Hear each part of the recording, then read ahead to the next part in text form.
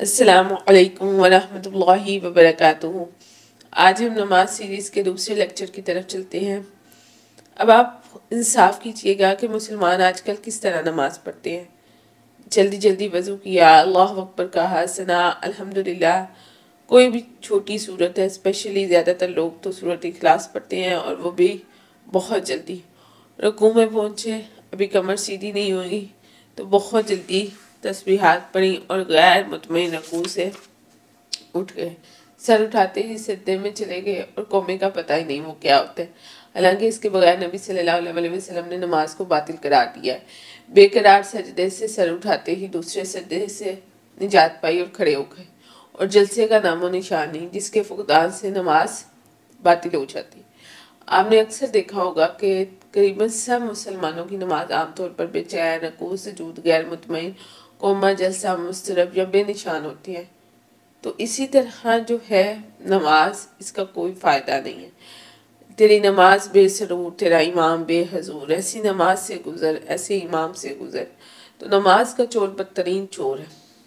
ایک حدیث میں آتا ہے، حضرت ابو قتادہ رضی اللہ تعالیٰ عنہ روایت کرتے ہوئے کہتے ہیں کہ رسول اللہ صلی اللہ علیہ وسلم نے فرمایا، چوری کے اعتبار سے بہت برا چور لوگوں میں وہ شخص ہے جو اپنی نماز میں چوری کرتا ہے۔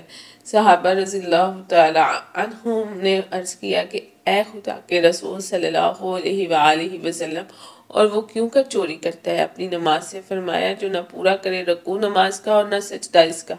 رسول اللہ صلی اللہ علیہ وسلم کے ارشاد کے مطابق نماز کا چور تمام چوروں سے بدترین چور ہے، اور کیا ہماری نمازوں کے سجدے اور نہ تمام رکوع نماز کی چوری نہیں ہے؟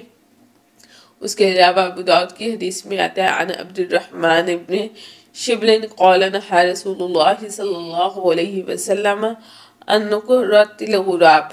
عبد الرحمن ابن شبل سے روایت ہے کہ رسول اللہ صلی اللہ علیہ وآلہ وسلم نے سجدے میں کوے کی طرح ٹھونگے مارنے سے منع کیا۔ جو لوگ سجدے سے جلدی سر اٹھا لیتے ہیں اور اٹھاتے ہی فوراً بغیر اطمینان سے بیٹھے پھر سجدے میں چلے جاتے ہیں، وہ کوے کی طرح ٹھونگے مارتے ہیں، کیونکہ کوا دانا اٹھاتے وقت زمین پر جلدی سے چونچ مار کر دانا اٹھاتا ہے اور پھر جلدی سے دوسرے دانے کے لیے چونچ مارتا ہے۔ منافق کی نماز آپ جانتے ہیں کس طرح کی ہے؟ مسلم کی حدیث میں آتا ہے، وعن انس قال قال رسول اللہ صلی اللہ علیہ وسلم تلک صلاۃ المنافق یجلس یرقب الشمس حتی اذ اصفرت وکانت بین قرنی الشیطان قام فنقر اربعا لا یذکر اللہ فیہا الا قلیلا۔ حضرت انس رضی اللہ تعالیٰ عنہ روایت کرتے ہوئے کہتے ہیں کہ رسول اللہ صلی اللہ علیہ وسلم نے فرمایا کہ یہ نماز عصر کی جو اخیر وقت پڑھی جائے، اینڈ ٹائم پڑھی جائے، منافق کی نماز ہے۔ منافق بیٹھ رہتا ہے، انتظار کرتا ہے سورج کا، یہاں تک کہ جب ہو جاتا ہے سورج زرد اور ہو جاتا ہے درمیان دو سینگوں کے شیطان کے، یعنی غروب ہونے کے قریب ہوتا ہے، تو منافق کھڑا ہوتا ہے نماز کے لیے، پھر 4 ٹھونگے مارتا ہے، یعنی جانور کے دانہ چگنے کی طرح جلدی جلدی کرتا ہے سجدے سے، اور نہیں یاد کرتا ہے اس میں اللہ کو مگر تھوڑا سا۔ عصر کی نماز میں 8 سجدے ہوتے ہیں۔ رسول اللہ صلی اللہ علیہ وآلہ وسلم فرماتے ہیں کہ غروب آفتاب کے وقت نماز پڑھنے والا بطور عادت کے 4 ٹھونگے مارتا ہے، کیونکہ پہلے سجدے کے بعد جب سر اچھی طرح نہ اٹھایا اور فوراً دوسرا سجدہ کر دیا تو نبی کریم صلی اللہ علیہ وسلم نے 2 سجدوں کو ایک ہی قرار دیا، اور ایسے ناقص اور غیر مطمئن سجدوں کو ٹھونگے کہا۔ کیا آپ نے ایسے نمازی مسجد میں نہیں دیکھے جو دھوپ زرد ہو جانے پر تنگ وقت میں عصر پڑھتے ہیں، یا گھر میں خواتین ایسا کرتی ہیں اور پھر نہایت تیزی سے جلدی جلدی ٹھونگے مارتے ہیں؟ بہرحال رسول اللہ صلی اللہ علیہ وآلہ وسلم نے ایسی نماز کو منافق کی نماز کہا ہے۔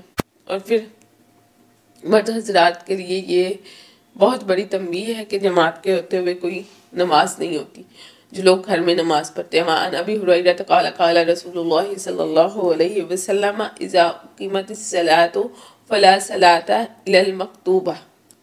مسلم کی حدیث ہے، حضرت ابو ہریرہ رضی اللہ تعالیٰ عنہ روایت کرتے ہوئے کہتے ہیں کہ رسول اللہ صلی اللہ علیہ وسلم نے فرمایا، جب نماز کی جماعت کھڑی ہو جائے تو سوائے فرض نماز کے کوئی نماز نہیں پڑھی جائے گی۔ کیا آپ نے نہیں دیکھا کہ فجر کی نماز کی جماعت کھڑی ہے اور لوگ پاس سنتے پڑھ رہے ہوتے ہیں؟ اور کیا ان لوگوں کا جماعت کی موجودگی میں سنتے پڑھنا رسول اللہ صلی اللہ علیہ وسلم کی نافرمانی نہیں ہے؟ جبکہ حضور صلی اللہ علیہ وآلہ وسلم نے لا صلاۃ فرما کر ہر نماز کی نفی فرما دی کہ جب جماعت کھڑی ہو جائے گی تب کچھ اور نہیں پڑھا جائے گا۔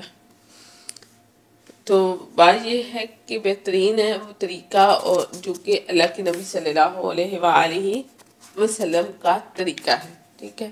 تو اللہ تعالیٰ نے ہمارے اوپر دین کو مکمل فرمایا، تو ہمیں اتباع سنت کا حکم بھی دیا۔ قرآن میں آتا ہے یوم اکملت لکم دینکم، یہ آیت ماہ ذوالحجہ 10 ہجری میں میدان عرفات میں نازل ہوئی ہے۔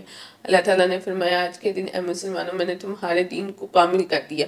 اس آیت کے نزول کے 3 ماہ بعد رسول اللہ صلی اللہ علیہ وآلہ وسلم یہ کامل اور غیر ناقص دین امت کو سونپ کر رفیق اعلیٰ سے جا ملے اور امت کو وصیت فرما گئے ترکت فیکم امرین لن تضلوا ما تمسکتم بہما کتاب اللہ و سنت رسولہ۔